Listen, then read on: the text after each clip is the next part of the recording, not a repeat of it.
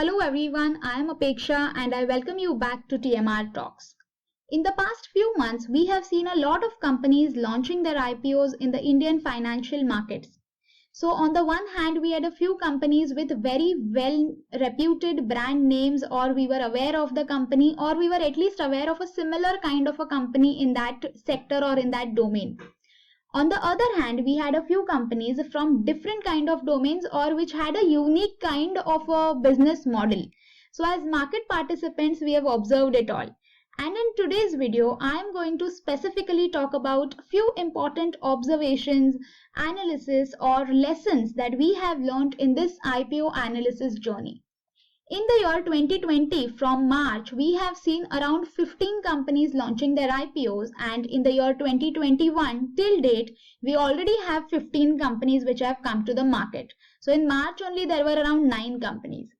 Now, in order to drive the point that I want to make today, I will be talking about a few companies. I'll be giving you a few examples.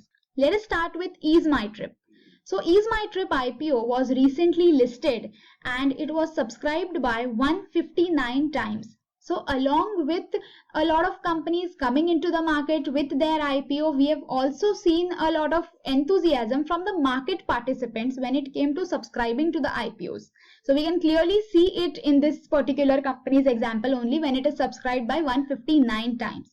But if we were to look at the current market price, then it is below the IPO price of 187.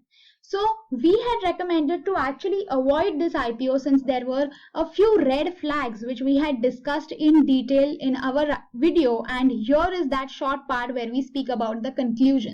And look at the PE of these other players. If our company's PE, even if we consider that it is 48, then too the PE is high compared to what price to equity we have for Expedia and T-Trip. And also because we have problem with the other income factor, we would recommend you not to go ahead with this IPO at the moment. Let me go to the second company, which is Anupam Rasayan. So Anupam Rasayan is a specialty chemical company and it was subscribed by 44 times. Now this share was listed yesterday and it closed below the IPO price of 555. So according to our analysis, this company was overvalued and hence we recommended to avoid the IPO, and this is what exactly we had said. Now talking about the conclusion, although the specialty chemical industry is in a sweet spot, plus the agrochemical segment is poised to grow and the company is actually producing certain niche chemicals, etc. But the valuation of the company is not really good and we believe you can avoid this IPO for now. The third company we have here is Anthony Waste Handling Cell Limited. So like I told you, this company has a different and a unique kind of a business model and its IPO was subscribed by 15 times. Right now, if we were to look at the price, the current market price is below the IPO price of 315. But based on the business model, the fundamentals of the company and the financials, we had given a subscribe rating to this company and I still have the similar kind of opinion. And lastly, we have Gland Pharma, which belongs to pharma sector.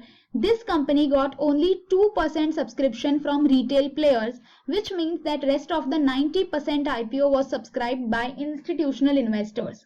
So contrary to the market sentiments or what the market players had to say, we had actually recommended to subscribe to this IPO. You have to actually watch a short and sweet video we had made after this company was listed. So we had spoken about the lessons that we have learned or the pointers that you should be careful of while you are analyzing the company or while you are investing. So I have pinned that particular video for you over here.